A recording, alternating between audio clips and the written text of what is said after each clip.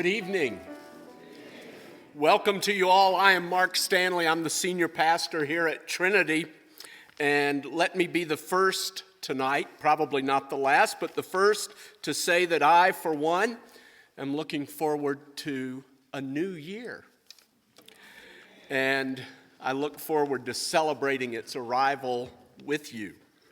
On behalf of the wide variety of faith traditions represented here tonight, I want to offer a word of welcome to this, the 16th annual URI New Year's Interfaith Service for Peace. That's quite an achievement. Well done. We are honored to have this chance to reflect with you on the year that we leave behind and to embrace together the possibilities of the year that lies ahead. As an inheritor of the Judeo-Christian tradition, when I speak of peace, it is with the intent of conveying more than the absence of conflict, though that is certainly always a worthy goal. The Hebrew Scriptures translate peace as shalom, which carries with it the positive expectation for the creation of the conditions that will lead to wholeness and well-being for the individual and for the community.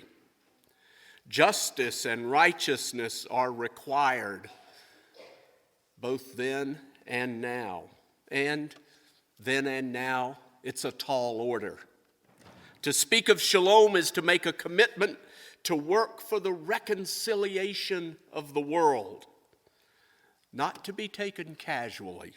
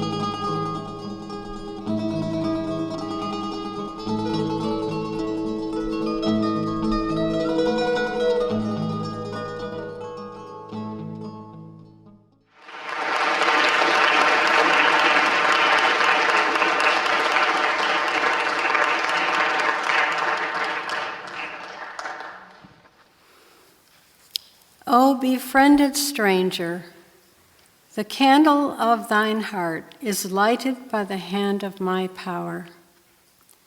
Quench it not with the contrary winds of self and passion. The healer of all thine ills is remembrance of me. Forget it not. Make my love thy treasure and cherish it even as thy very sight and life. We, people of diverse religions, spiritual expressions, and indigenous traditions throughout the world, hereby establish the United Religions Initiative to promote enduring, daily interfaith cooperation, to end religiously motivated violence, and to create cultures of peace, justice, and healing for the earth and all of its beings. And that is from the beginning of the Charter of the United Religions Initiative. Welcome, one and all.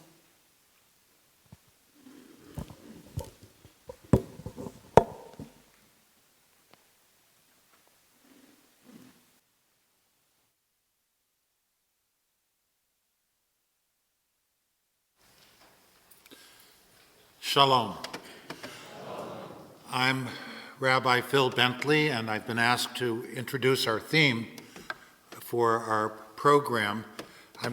Is that really a service? It really is a program, so all the applause is perfectly right. It is a favorite theme of mine, because in Hebrew, we have an expression, tikkun olam, which means fixing the world. Pretty much the same idea as this.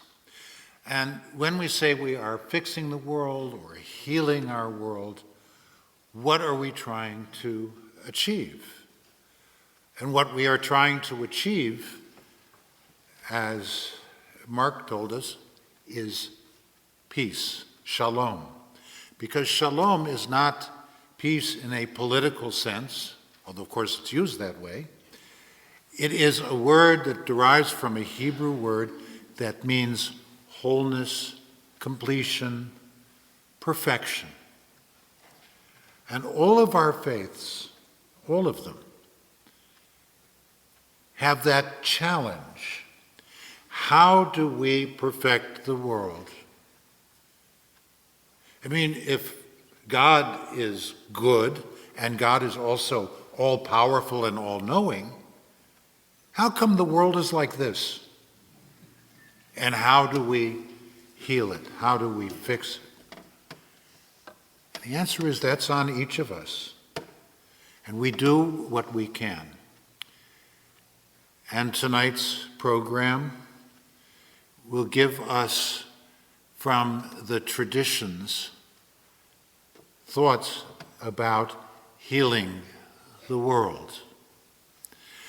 Also, talking and singing is not enough. And by the way, I want to thank Trinity Presbyterian for allowing us this beautiful sanctuary space once again for this service, because it by itself is inspiring, isn't it? After the service, after the program tonight, no surprise, we're taking up a collection. And the collection we're taking up for is the Boys and Girls Clubs of Hendersonville, which is actually, they're involved in a project with many of our congregations in town. And so it is very appropriate. There's a great need, and please be generous. Now, I'm also involved with the first element of our program. I'd like to ask my friend Lena Uddis to come up. My friend and my teacher. Can everyone hear me all right? Good. Okay, so I've already said I'm a rabbi. I've been here for 11 years. 5 of them I served at Congregation Agudas Israel. But what's important tonight is that my entire life, since my teen years, I have been involved in interfaith work. And every place I've lived, every place I've worked, and no less than here, but a piece of it came to me as a surprise because I decided to take Arabic lessons. Lena. Now, let's see if you remember from last time. Assalamu alaikum. Wa alaikum as-salam. Perfect. My name is Lena. You may know that I own Pita Express here in Hendersonville. Rabbi Bentley is my student, and I am his student as well. He's teaching me Hebrew, and I'm teaching him Arabic. A few years ago, I posted 2 courses online. One of them is belly dance, and the other one is Arabic. Now, I was overwhelmed with belly dance course because everybody wanted to learn how to belly dance. And nobody signed up for the Arabic class. As we got closer to starting date, I received a call from Phil, and he said, I want to sign up. And I said, forget it, I'm not teaching you how to belly dance. You don't have the legs for it. He laughed just like what he laughed right now. And he said, no, you misunderstood me. I want to sign up for the Arabic class. I have been wanted to learn Arabic for 40 years. And of all places here in Hendersonville, the place that nobody knows. When I call my family and tell them I'm in North Carolina, they say, where is that? Which continent is this? They don't know except California, New York, and Florida, 3 states. That's all America to them. So North Carolina is not on their map. So I start teaching him Arabic. And a few weeks later, he starts reading. So I took a photo of him, and I posted on my Facebook. The community here, of course, I have friends here and friends overseas. They were very impressed. My family and friends overseas back home, they were not impressed. They said, what, you breaking bread with the enemies? You teaching a Jew how to read Arabic? And I took it in, I didn't respond, but then one of my siblings said, don't you know this is your enemy? He's a Jew. And I said, I know he's a Jew. They said, well, get rid of him. And I said, I paused for a moment, and then I said, I did. I got rid of him. He's my friend now. He's not enemy anymore. So this is how we heal the world, by turning enemies into friends. Turning negative into positive.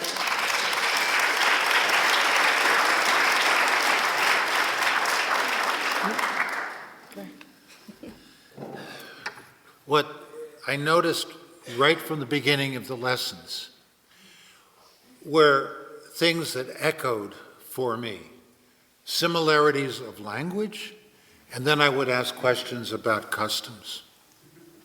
I think one of my favorites is, among Jews, if you offer a compliment, you say something, oh, what a beautiful baby. You say kenahara, which is Yiddish for no evil eye. Oh, you can't make a direct compliment without saying, oh, don't attract the attention of the evil eye. So I learned that in Arabic, the expression is mashallah. And we found many, many parallels like this. Now, I have worked with Muslim communities for a long, long time. In New York, I once spoke at a big conference in Pittsburgh, Chicago. That part of it isn't new to me. What was new was to find out in such detail how much of my tradition is exactly the same as Muslim tradition. And I can't even tell you what the historical processes were, except that ultimately Jews are a Middle Eastern people. Of course, ultimately Christianity began in the Middle East also. And the oldest Christian communities in the world are the ones that are there. There are many of them endangered now, but they're there, and they are the oldest communities, among the oldest communities. So as we moved along, I learned Hebrew. I just want to tell you very quickly a story from our tradition. Granada. Granada, Spain, which in Arabic was called for a time Granada al-Yahud, because the Jews of Granada had had enough persecution from their Visigoth overlords, and they let in Ibn Tariq. They unlocked Granada for him. And that was in the easiest year of history to remember, 7/11. It is the easiest year to remember. 7/11, the Moors conquered Spain. And about 400 years later, the Sultan in Granada had as his prime minister a Jew. We called him Shmuel HaNagid, Samuel the Prince. He was partly responsible for the building of the Alhambra. He was a general, but not a very good general, as he tended to write poetry during battles. But the Sultan, was it Sultan or a Caliph? I'm not sure. Sultan. Khalifa. He was a Khalifa. loved him. And there was a terrible movement, it's going to sound too familiar, among Muslims, an extremist movement called Al-Muhaddis. And the Al-Muhaddis persecuted non-Muslims, and they persecuted Muslims that didn't go along with them too. So we know the story.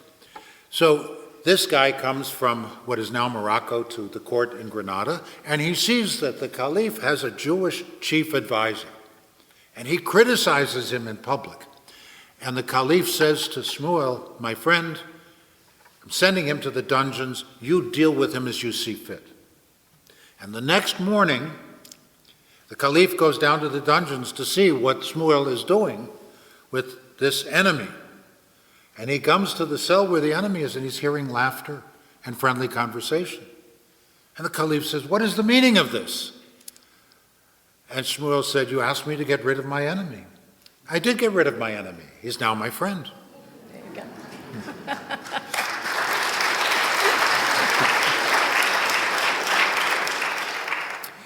So, the making of peace is just encountering each other and remembering that we're all human beings. And that is basic to all of our traditions. A few weeks ago, students from Georgia Republic, came to visit us. And they were so fascinated by us being friends. They know the history. They know how Jews and Muslims don't get along. And the conflict overseas in Palestine right now. And they were not fluent in English. So they gathered as much language that they can to relay the information to us and ask us, how can we become friends here, all places? And the response was, we have to open our hearts. We have to reach out. We have to put ourselves out there. And if we want to change the world, we have to start the change within ourselves first. We have to awaken our conscience. We have to start right here. Each one of us has a part in this. If we want to participate in healing the world, we need all to pull together and smile at each other and tolerate, not just tolerate, celebrate our differences. The difference is supposed to pull us together. We don't have to see eye to eye. My husband and I don't see eye to eye. But we've got to celebrate those differences. That's what makes our life interesting. Okay? Okay, thank you.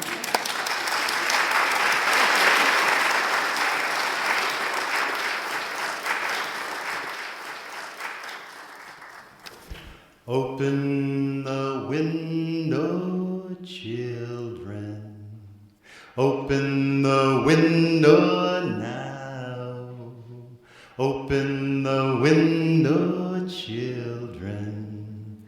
Open the window, let the dove fly in.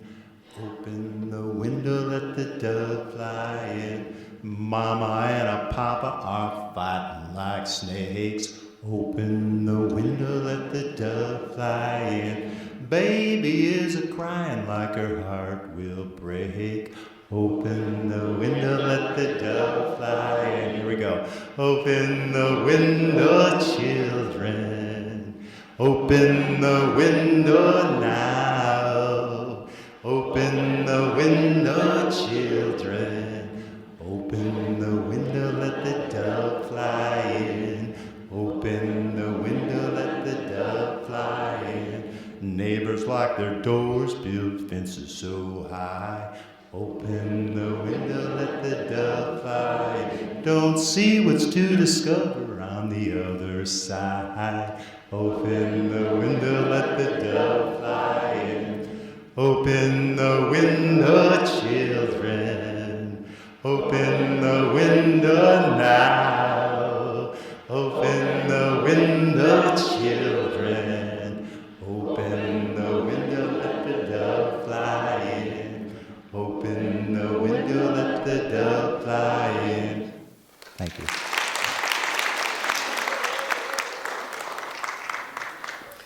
Hello, it's good to be back again. I was agitated about something today. And as most of you know, I don't really prepare anything. If I do, it's like 5 minutes before I have to give it, just to make sure it's fresh, and relevant. And so all day I worried because I had this little bit of agitation, and I have to give a talk like this. And I couldn't dispel the agitation. And so I sat down at 6 o'clock and I said, okay, I have 15 minutes to get dressed and 15 minutes to write something, and then I'll only be 15 minutes late 30 minutes late because they said be here at 6. And, but I tell you the truth, just preparing these words brought healing to me. I should have done this earlier in the day and I wouldn't have gone through the whole day being perturbed. But it said, to thine own self be true. And that's what I want to talk a little bit about today. The question was posed, how do we heal the world? But we are the world. I mean, the word world is a word we made up that kind of speaks about all of us together. And I'm not talking about environmental now, I'm really talking about me like I'm you, that kind of thing. So we are the world. The world's comprised of you and me and people like you and me. So to heal the world, we need to heal ourselves. It takes each one of us making this commitment to wholeness, seeking that essential wisdom that enables us to discover our own selves, the superficial, the good, the bad, the ugly, and our inherent true nature. In the Buddhist tradition, we believe that we are inherently good, but that limited appearances, what we see in this moment, or what we hear right now, what we taste or touch or smell or think, combined with our habitual ways of responding to that sensory input, informs and conditions our moment-to-moment behavior.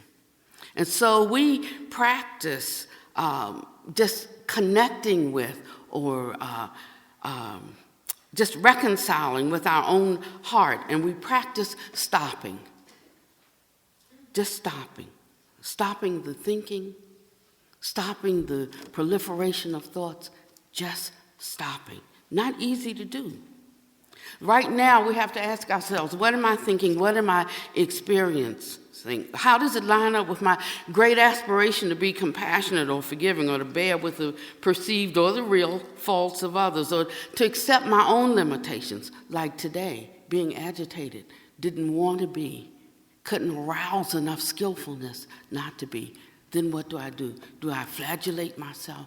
Do I accept my shortcomings? How do I move forward from this moment?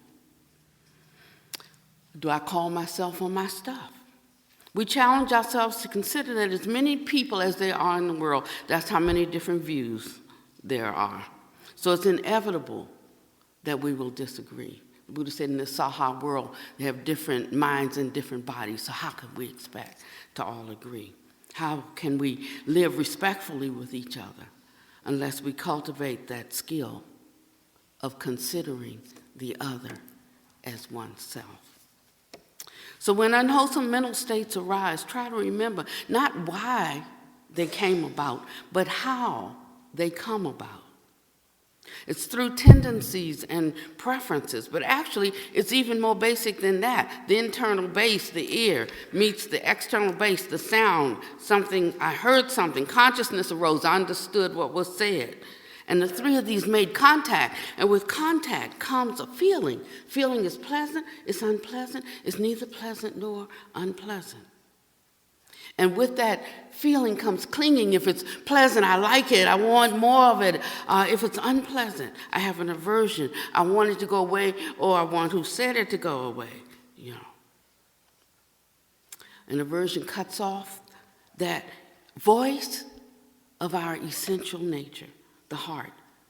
And then we react in fear or anger or ignorance instead of just simply responding to what is happening with an inner stillness. And it's right here that we can all practice, getting to know ourselves and realizing that others, they're just like us.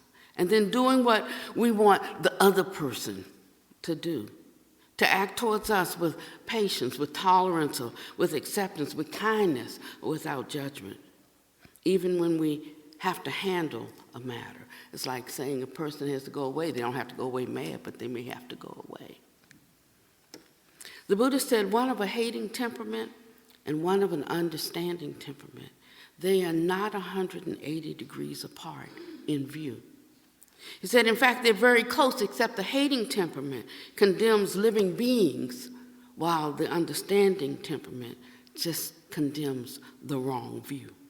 And if we accept this as true, we will begin to heal both ourselves and those who have to deal with us, because it opens a spaciousness of consciousness that leaves room for deep listening and for patience and, most of all, opportunity for change. Then we can say, and they can say, what they feel and what needs to be said, and we can just judge the thing. And again, we can talk about it until we get it right. But if we go off hating, the door is forever closed.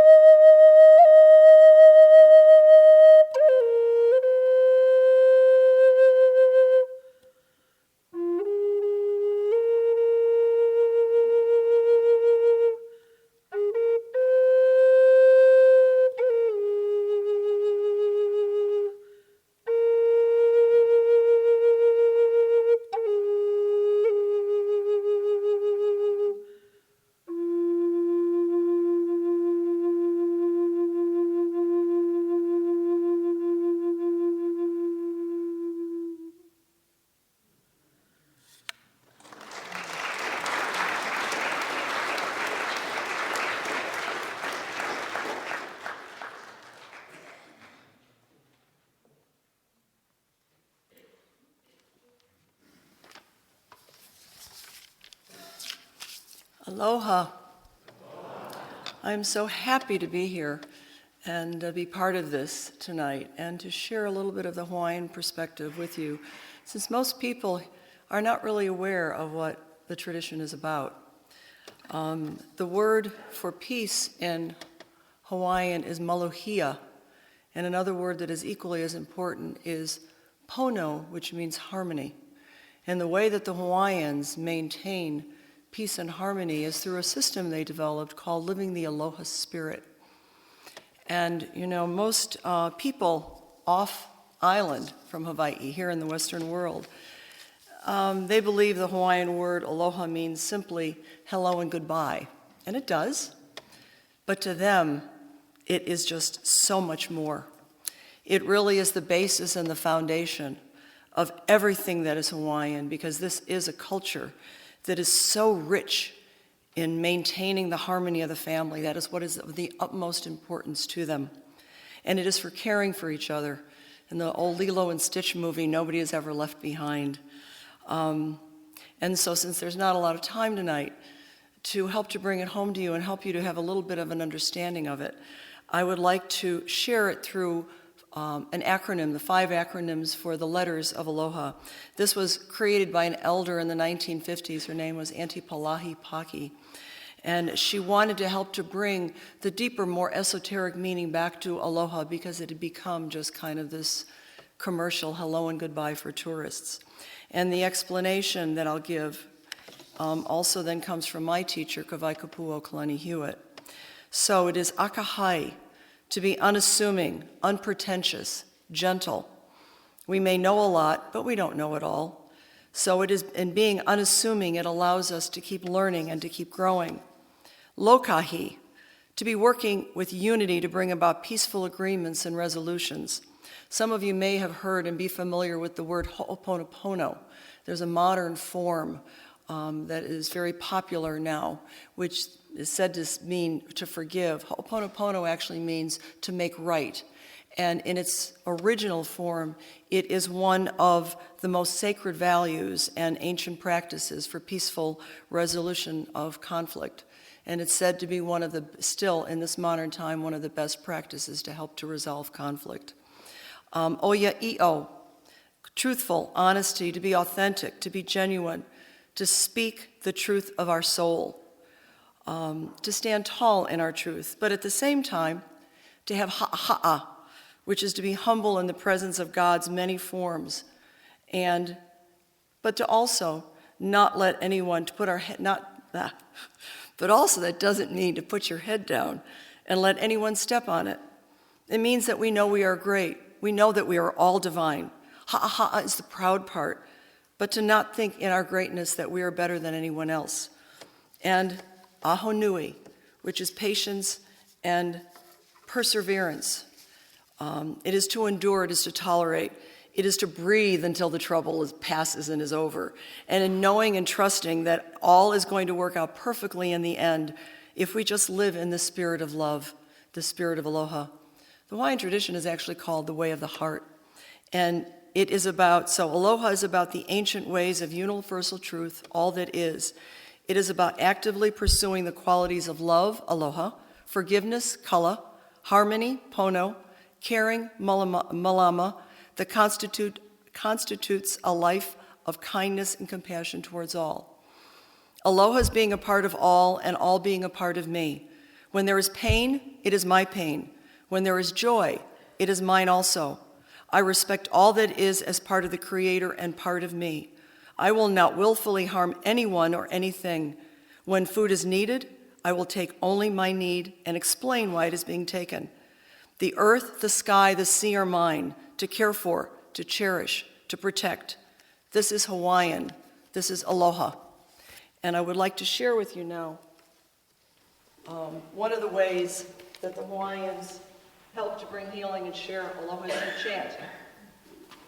This is an Oli Aloha chant, and it is actually an invocation to call in the energy of aloha and to give you an experience of what it's about.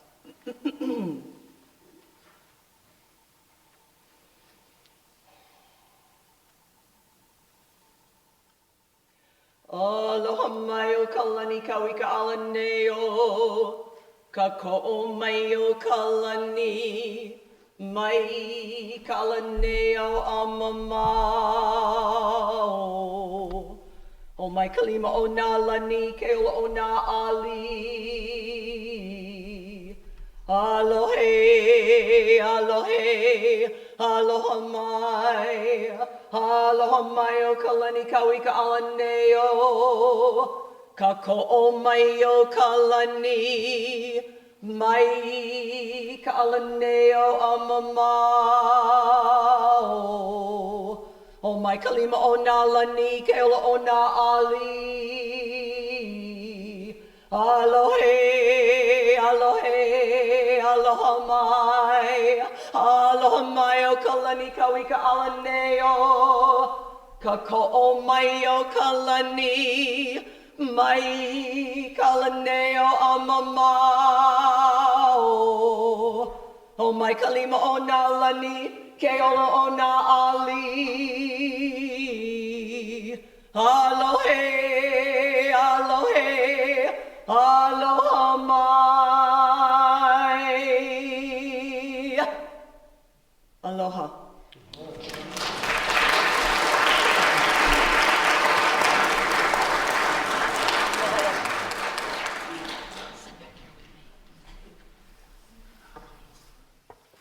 Good evening, ladies and gentlemen. My name is Sarah Parker, and I am 18 years old. I joined the Boys and Girls Club of Henderson County on the very first day of my sophomore year of high school.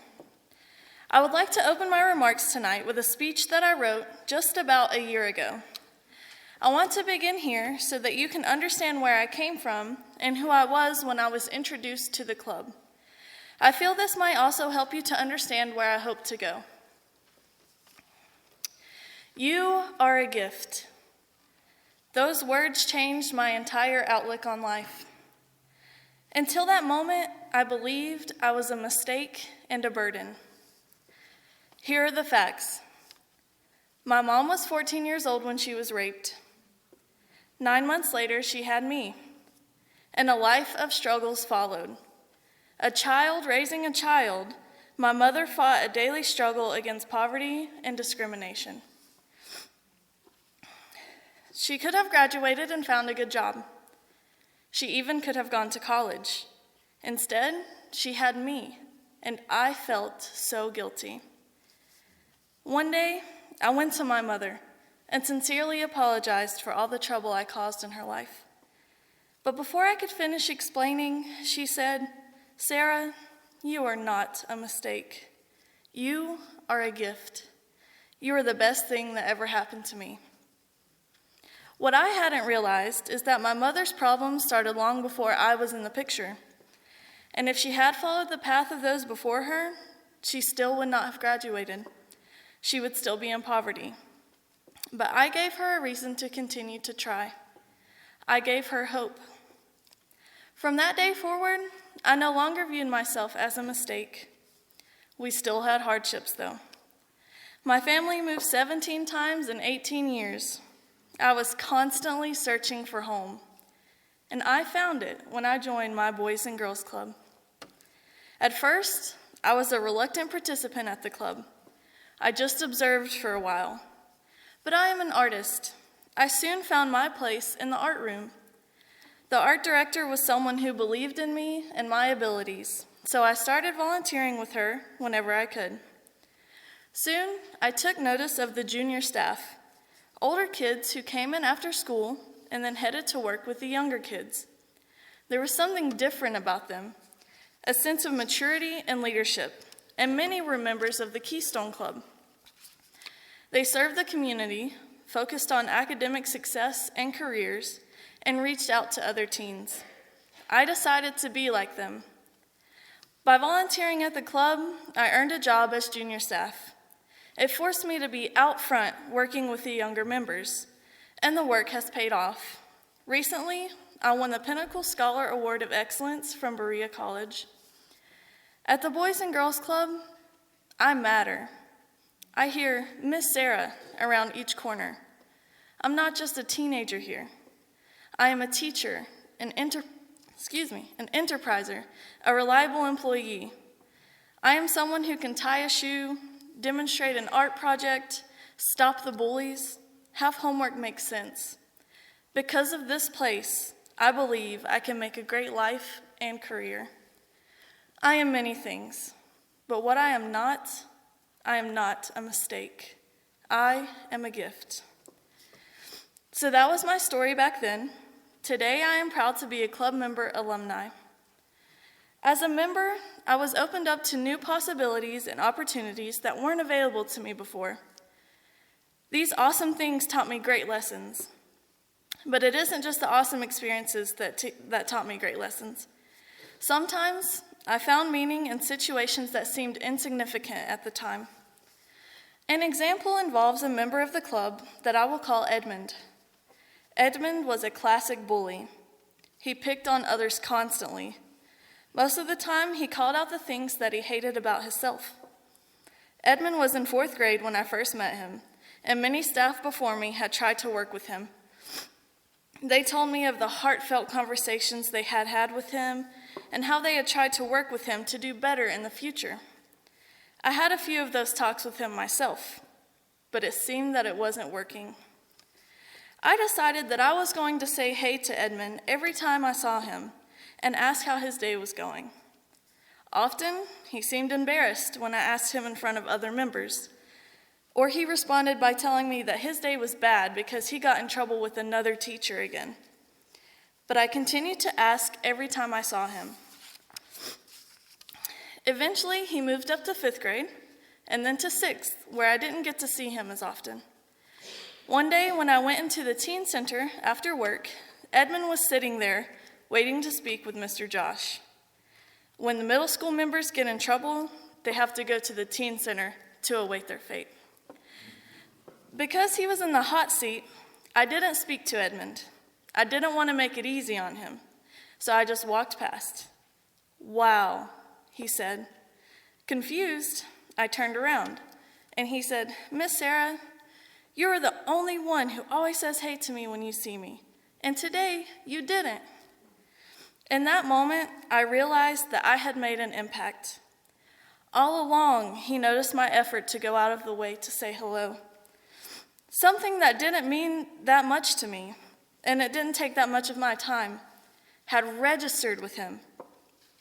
It's moments like this that showed me that sometimes it is the littlest things that make the biggest differences. It also showed me that even though we might not always see an immediate difference or change, what we do matters. But here is something else that matters to me, and it's not a little thing at all. Fighting for human rights and equality, and being a voice for those who don't have a voice. Empowering and enabling those who need us most. This matters. We serve a lot of immigrant families at the Boys and Girls Club of Henderson County. When you talk to the members who are part of our migrant ed program, you are talking to kids who have had to grow up too soon. Often these kids deal with learning a new language and then learning cognitively in that new language. The curriculum between states doesn't match up, and they miss important information. Generally speaking, a large majority of children of migrant workers end up dropping out because school is such a struggle in so many aspects, and their parents need their help working. To me, that is heartbreaking, and it ignites a passion in me to advocate for these people. Everyone deserves a chance. In my opinion, immigrant rights are human rights. For many, a path to citizenship isn't possible. I hope that one day I become someone who can help change that. I have always been passionate about equality. It's one of the reasons I love the Boys and Girls Club so much. It's also one of the reasons I chose to come to Berea College, where I'm currently a freshman. The commitment to equality is rooted deeply in the history of the college, which was founded by Reverend John G. Fee in 1855. The name Berea was chosen after the biblical town whose populace was open-minded and receptive to the gospel. Fee was a scholar of strong moral character, dedication, determination, and great faith. He believed in a school that would be an advocate of equality and excellence in education for men and women of all races. Did I mention he founded it in 1855 in the South, when the idea of blacks and whites and men and women being educated together was enough to start a riot? He was a man of principle and great courage. It's quite refreshing to be surrounded by like-minded people at Berea and to be in such a diverse environment. It gives me hope despite everything that we've been hearing during this political season. There is a strong community of Christians on campus, and there is also a strong community of Muslims. This example of tolerance and partnership that I have witnessed is inspiring. I believe that I am a part of this world to make a difference.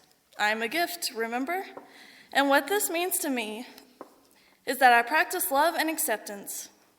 This means that I treat humans as humans, no matter their nationality, religion, sexual orientation, skin color, disabilities, and so many other characteristics which define us.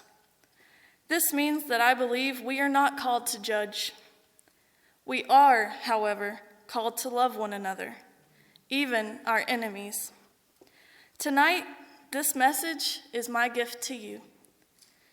Thank you for the good work that you do in our world, and thank you for giving me the opportunity to share my story.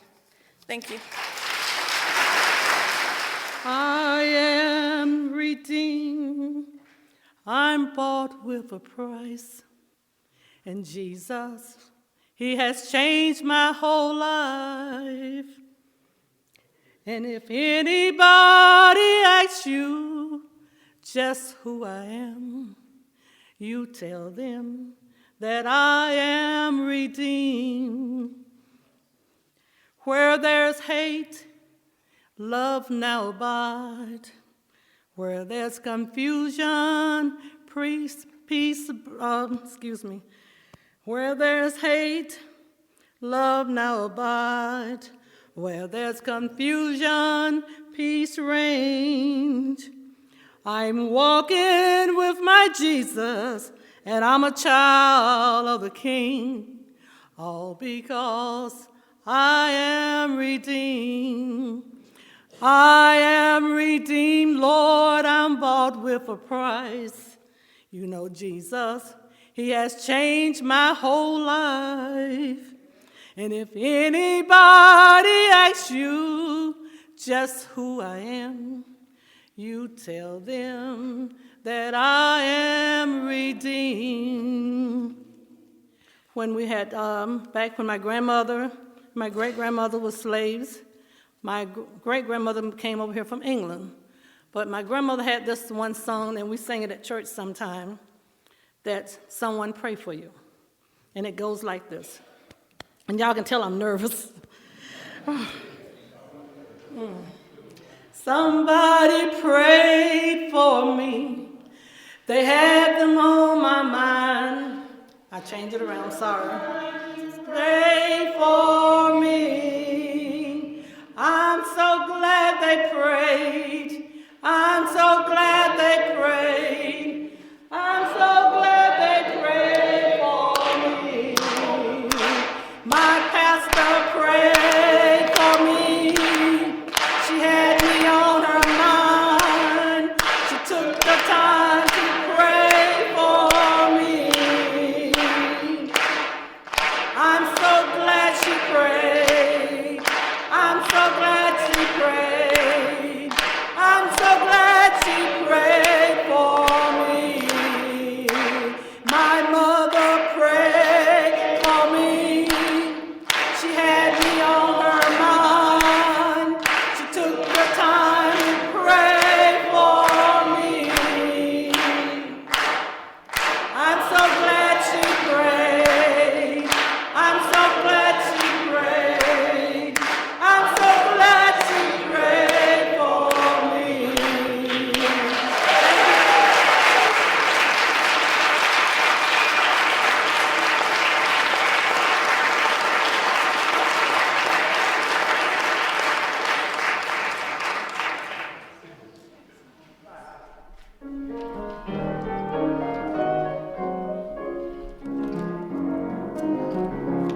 I need you. Sing with us. You need me. We all. We're all a part of God's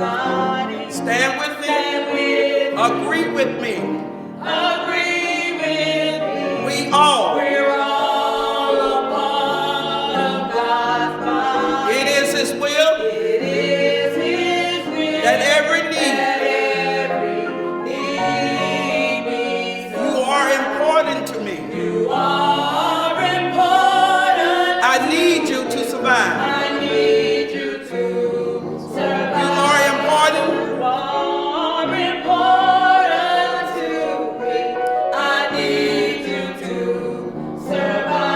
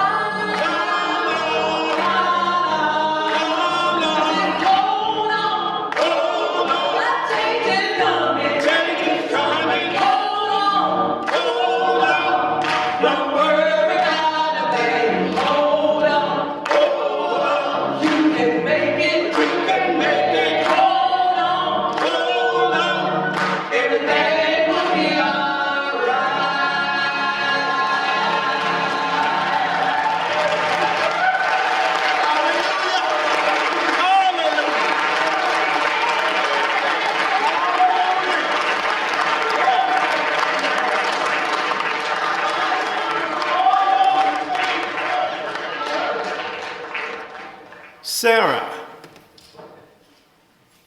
you can bloom anywhere you are.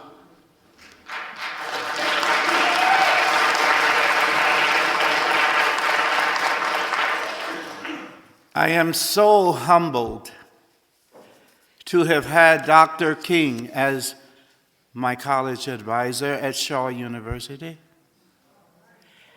But the faculty and the administration said, but he is not a part of the faculty. And somehow the spirit that lives within me prompted me to share with the administration and the faculty. But I think this is my tuition. I am so thankful they worked to make it happen. This is a speech that I want to share with you. It's really a gift. Now, there's a final reason I think that Jesus said, love your enemies. It is this, that love has within it a redemptive power. And there is a power there that eventually transforms individuals. That's why Jesus says, love your enemies. Because if you hate your enemies, you have no way to redeem them or to transform them. But if you love your enemies, you will discover that at the very root of love is the power of redemption.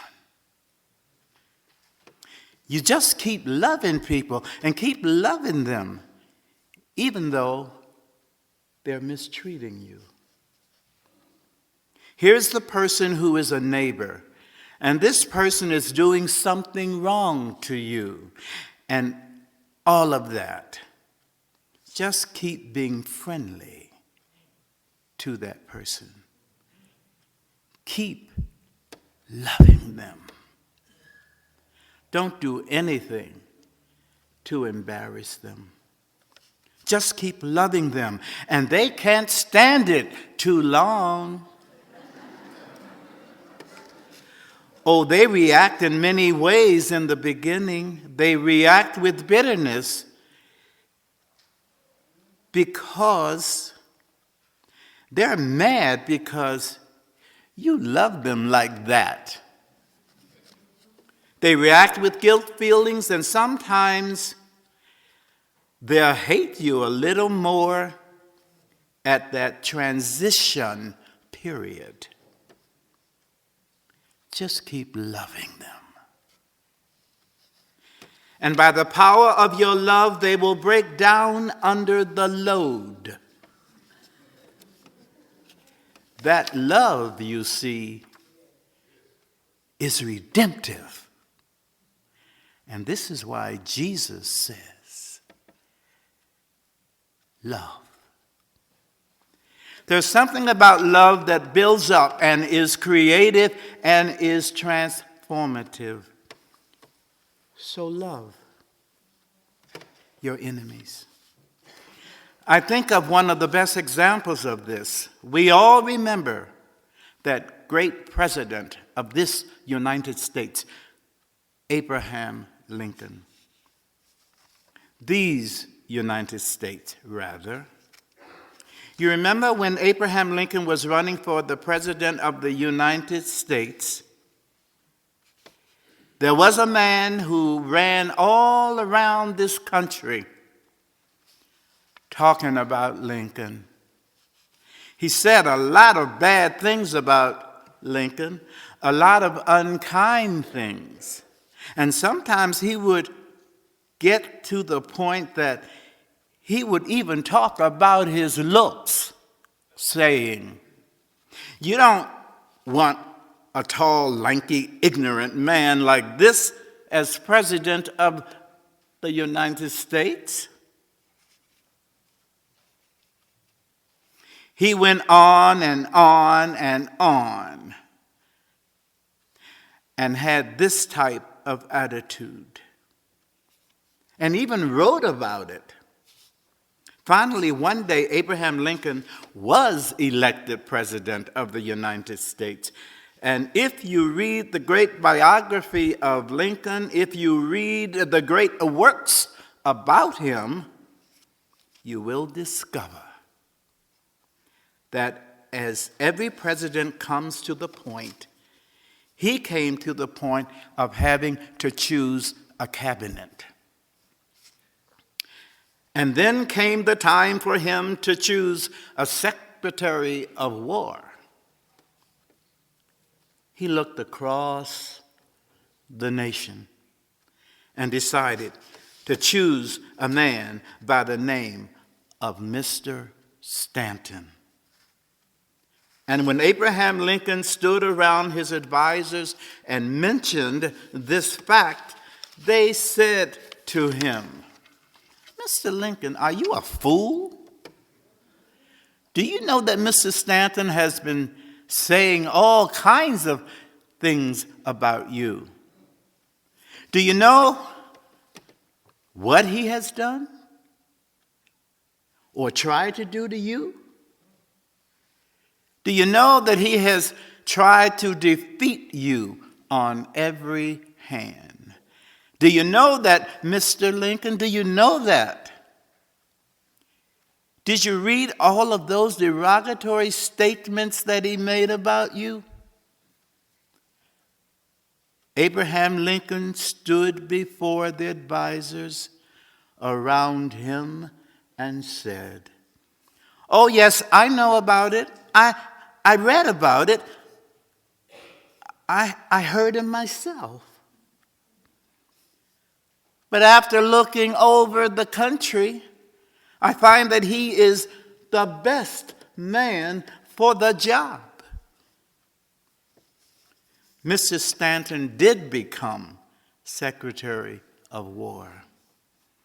And a few months later, Abraham Lincoln was assassinated. And if you go to Washington, you will discover that one of the greatest words or statements ever made about Abraham Lincoln was made by this man, Stanton. And as Abraham Lincoln came to the end of his life, Stanton stood up and said, "Now he belongs to the ages. And he made a beautiful statement concerning the character and the stature of this man. If Abraham Lincoln had hated Stanton, if Abraham Lincoln had answered everything Stanton had said, Abraham Lincoln would have not transformed and redeemed Stanton. Stanton would have gone to his grave hating. And Lincoln would have gone to his grave hating Stanton. But through the power of love, Abraham Lincoln was able to redeem Stanton. That's it. There is a power in love that our world has not discovered yet. Jesus discovered it centuries ago. Mahatma Gandhi of India discovered it a few years ago. But most men and most women never discover it. For they believe in hitting for hitting. They believe in an eye for an eye and a tooth for a tooth. They believe in hating for hating. But Jesus comes to us and says, this is not the way. And oh, this morning, as I think of the fact that our world is in transition now, our whole world is facing a revolution. Our nation is facing a revolution. Our nation. One of the things that concerns me most is that in the midst of the revolution of the world, and in the midst of the revolution of this nation, that we will discover the meaning of Jesus' words.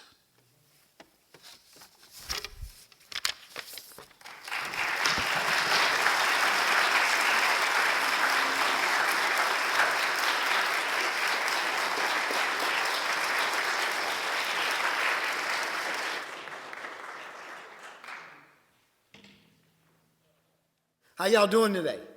This evening? Good, good. I am wonderful. My name is Ronnie Pepper, and I'm here to tell you a short story. Yes, short story. Short story. You know me, short story. How do we heal the world? I think we just heard. Love. Building relationships. Rabbi Bentley, Elena. Building relationships close together. Sarah, with your friend, one-on-one. Abraham Lincoln and Stanton, breaking down those barriers, regardless with opposition, but seeing the true person inside. This story is about George Mills. He was born August the 30th, 1844, in Polk County. His mother was Maria Mills, and she was a slave owned by Ambrose Mills, who owned a plantation down in Green River. So George Mills was a slave. At the age of 13, he was sold. He was bought by a William Bryson, a prominent lawyer here in Henderson County. And he was brought here. And George was to become a body servant, a valet for his son, Watt Bryson, who was studying medicine down in Charleston. He was at the age of 22, and George was 13. They shared something in common. They were young. So they roamed the hills and hunted rabbits, chased creeks, fished, spent time together. Now, there is a saying that between the ages of 9 and 15, if you show kindness to someone at that age, they will remember and they will always be your friend. A friend for life. George and Watt shared those moments together, hunting and fishing. It is also true that between that age, if you do the opposite, you show them hate, disgust, then they will resent you and hate you for life. George Mills and Watt Bryson.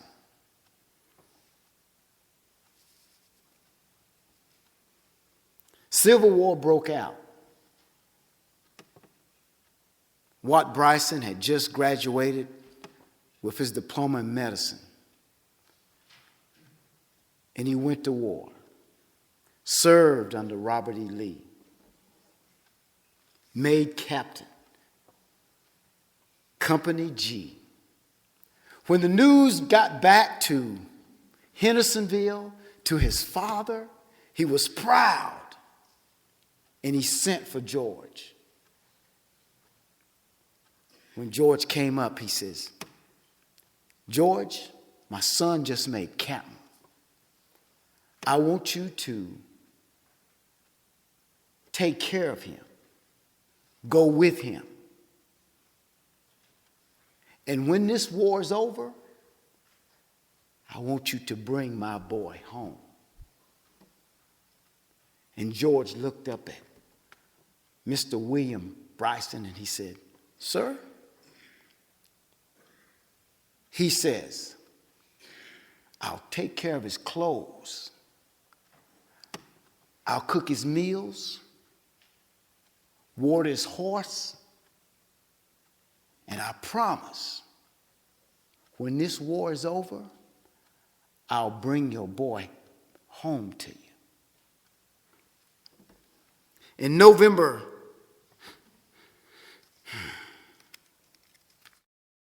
of September 17th, 1862, at the Battle of Sharpsburg in Virginia. They say it was one of the bloodiest wars in American history. Over 24,000 men from the South and from the North were killed in battle. The eve before that battle, George and Captain Bryson were getting ready, preparing for battle. And Captain called George and said, "George," he says, "I don't know what's going to happen to me, but I'm giving you my watch and $400. He says, if something happens to me, by chance, if I don't make it, make sure that this gets home to my mama." And George promised. Well, the morning before the battle at dawn, before bright light broke, they were preparing, not speaking to one another, doing things, getting their gear ready. George was preparing Captain Bryson for battle, making sure his equipment was right, his uniform was right, and his horse was right. And right before the dawn, Captain Bryson got up on his horse and rode off into the darkness. And the darkness swallowed him up, just like the war did. George sat back and he listened to the cannons and the shots and the horrors of war, men crying out on both sides, the smoke, listening to the pain. And as the battle eased and quiet settled over the battlefield, then George went out looking for his boyhood friend, Captain Watt. And he searched everywhere.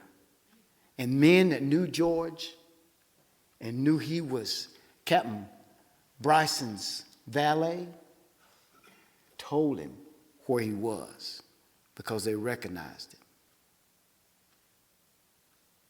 And George Mills found Captain Watt. He'd been shot through the head. The bullet passed from one temple through the other. And in the confusion, he grabbed him up and he took him to a shelter, a shed. And all that night he sat with him, which was a tradition up through the 1960s. If a person died, family members or friends would sit up with the body. And the next morning, George knew that he would not allow Captain Watts to be taken and thrown into a ditch and buried. And he remembered what William Bryson had said. George, look after my son. And when this war is over, bring him home. And George got up and he took his body on a train to Fredericksburg, which was the closest train station in Virginia. And there he took $100 of that $400 and he bought a casket.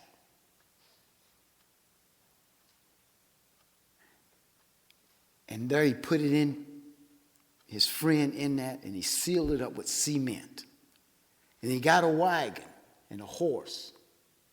And he made the travel back to Hendersonville. But he knew it was going to be a long journey. So at the stagecoach, he told them, because they would travel a lot faster than a wagon with that iron heavy casket. He says, please tell Mr. William Bryson, I'm bringing his boy home. It took 3 days through rugged roads and through the woods to make that journey.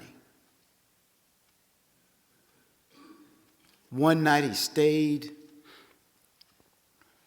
in Madison County. The other on the other side of Asheville. And on that third morning, that third day, in the afternoon, he drove with that wagon up to the house on 7th and Buncombe, where the family was sitting on the porch. And some were in the house, and they called because they seen the wagon coming down the road. And all the families gathered up. And George rolled that wagon up by the porch, pulled that horse to a halt. We were tired, dead tired. He was probably hungry, but he made that journey. And his father came down and he looked at William Bryson, Watt's father, and he said, "Mr. Williams, I done like you say. I brought your boy home." How do we heal our world? Not with eye service as men pleases, but as servants of Christ, doing the will of God from the heart. The story of George Mills and Watt Bryson. Both bodies are in Oakdale Cemetery. If you were to drive from here, going to town, Watt Bryson would be on the right, and George Mills would be on the left. Because during the day, it was segregation. Thank you.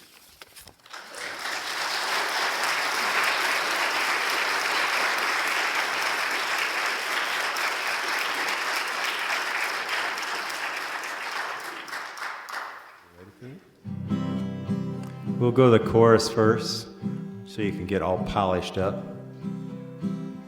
And it comes up a lot, like any good Woody Guthrie song. This world is your world, this world is my world. From New York City to Iraq, from Brazilian rainforests to our blessed oceans. One people, one planet, please. Let us reach out with compassion and hear our people and planet's pain. We all are the blessed breath of God with an essence that's the same. Here we go. This world is your world, this world is my world. From New York City to Iraq, from Brazilian rainforests to our blessed oceans. One people, one planet, please. We can heal our people's suffering and feel true oneness by our thoughts and our actions. We are God's presence. This world is your world, this world is my world. From New York City to Iraq, from Brazilian rainforests to our blessed oceans. One people, one planet, please. One people, one planet, please. Thank you.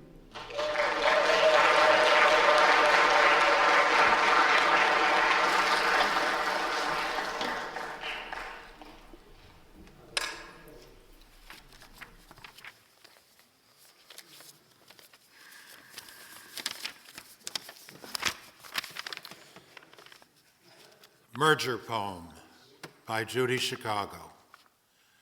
And then all that has divided us will merge, and then compassion will be wedded to power, and then softness will come to a world that is harsh and unkind. And then both men and women will be gentle, and then both women and men will be strong, and then no person will be subject to another's will, and then will all the rich and free and varied, and then the greed of some will give way to the needs of many, and then all will share equally in the earth's abundance, and then all will care for the sick and the weak and the old, and then all will nourish the young, and then all will cherish life's creatures, and then everywhere will be called Eden once again. Let there